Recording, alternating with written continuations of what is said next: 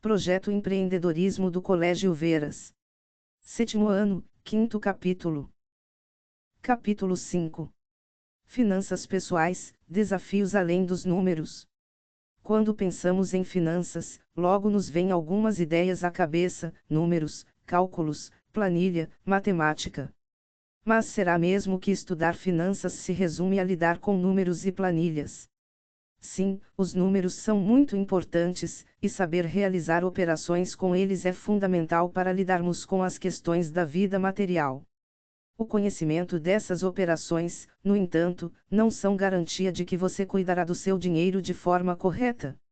Isso porque, antes dos números, existem seres humanos que, por meio desses números, adquirem coisas, realizam projetos, solucionam problemas e satisfazem desejos. Falar em finanças pessoais é falar nos diversos fatores que envolvem a relação entre nós e os números. Vamos começar a entender um pouco dessa relação a partir de agora. Para início de conversa. Gastando de grão em grão. No início do ano, os pais de Larissa convidaram seu irmão mais novo e ela para uma conversa em família. O pai de Larissa havia perdido seu emprego, e agora a mãe dela precisaria assumir as despesas da casa contando com a renda reduzida do marido, oriunda de um benefício chamado seguro-desemprego, concedido por um período limitado a trabalhadores que foram desligados em certas circunstâncias. A quantia que seu pai recebera pela rescisão do contrato de trabalho deveria ficar guardada para emergências futuras, e o desafio seria manter as contas em dia com o salário da mãe e o benefício do pai, além de torcer para que ele se recolocasse no mercado de trabalho antes de encerrar seu benefício. Seus pais optaram por uma conversa franca para que os filhos colaborassem e participassem ativamente desse processo de gestão financeira. Juntos, colocaram todos os gastos da família em uma planilha e foram identificando prioridades. Assim, ficaria mais fácil visualizar o que cortar. Larissa adorava comer uma sobremesa saborosa, que ela comprava praticamente toda tarde em um vendedor ambulante que passava de bicicleta na rua onde ela mora. Ela decidiu anotar quantas vezes por semana gastava com aquela sobremesa e... surpresa! Aquilo levava sua mesada quase toda. Ela não teve dúvida, pesquisou receitas na internet, com aproximadamente 1/3 do que gastava por mês naqueles doces, obteve os ingredientes e começou a fazê-los em casa com a ajuda de sua mãe. De brinde, ainda adquiriu uma nova habilidade. O pai de Larissa conseguiu se recolocar, mas o aprendizado ficou: é nos gastos miudinhos do dia a dia que a mesada vai embora. Agora, ela usa sua mesada de forma mais consciente. Discutindo o conteúdo. O dinheiro entre a razão e a emoção. Como vimos, Larissa e seu irmão, embora muito jovens, foram convidados a participar da gestão financeira da sua casa.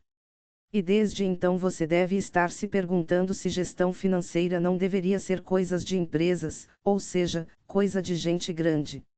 Bem, a resposta é não. Todos nós, em algum momento de nossa vida, precisamos ou precisaremos tomar decisões sobre a melhor forma de utilizar o dinheiro de que dispomos para obter o que precisamos ou desejamos, levando em consideração a origem e a quantidade desses recursos, a intensidade e a urgência de nossos desejos, e os fatores que envolvem o manejo desses recursos em âmbito individual ou familiar são o objeto das finanças pessoais. Finanças pessoais é um campo dedicado às práticas de gestão financeira aplicadas a pessoas ou famílias. Essa gestão financeira corresponde à análise e à tomada de decisão sobre o uso e a aplicação de dinheiro em âmbito pessoal utilizando-se de conceitos financeiros. Para entender melhor, vamos pensar o seguinte: uma empresa recebe dinheiro oriundo de suas operações de troca, por exemplo, venda de produtos.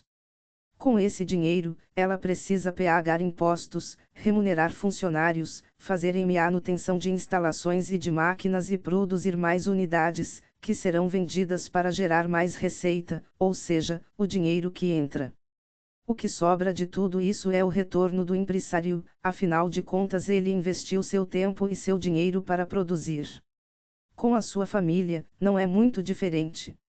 seus responsáveis obtêm o dinheiro de alguma fonte de renda, que pode ser um vínculo empregatício, um negócio, etc.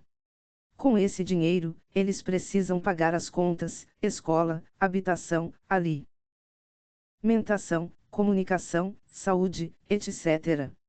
O ideal é que esse dinheiro que entra, receita, seja uma quantia maior que a que sai, despesa, para que sua família possa poupar o restante pensando em ocasiões futuras ou mesmo emergências. Se funcionam da mesma maneira, por que então falar em finanças pessoais?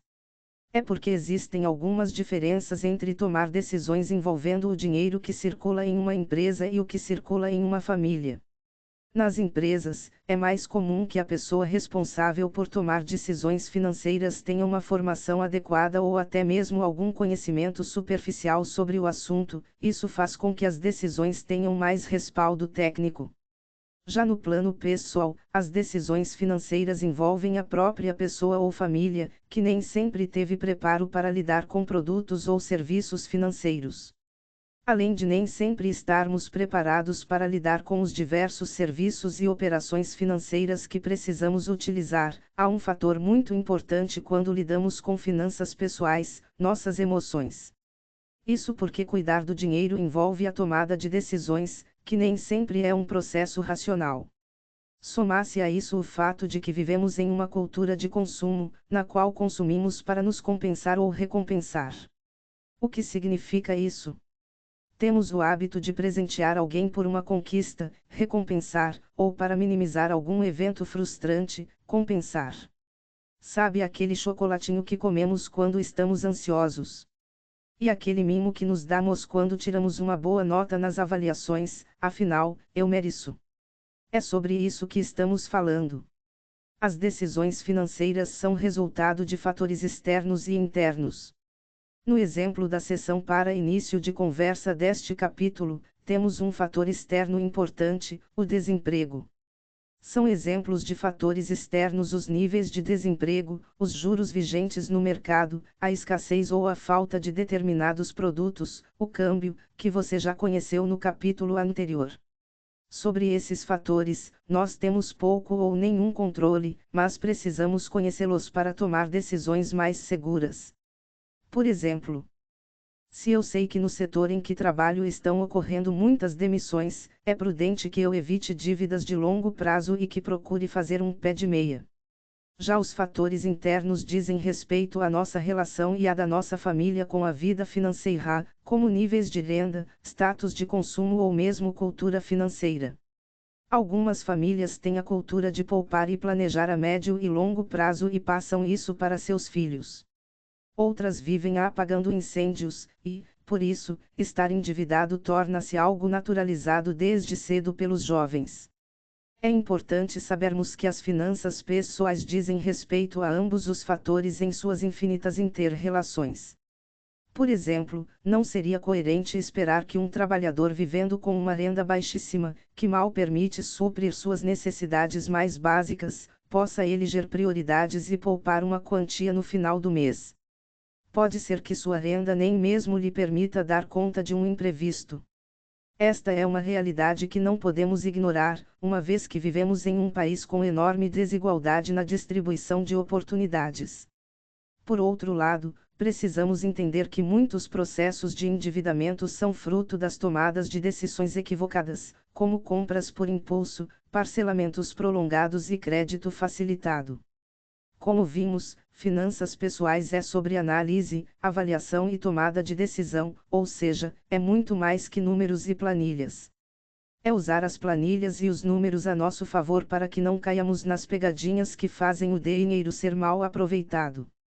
E agora que você conhece os fatores que estão entre as pessoas e os números, já deve estar preparado para futuramente ser apresentado às operações financeiras e realizá-las com parcimônia.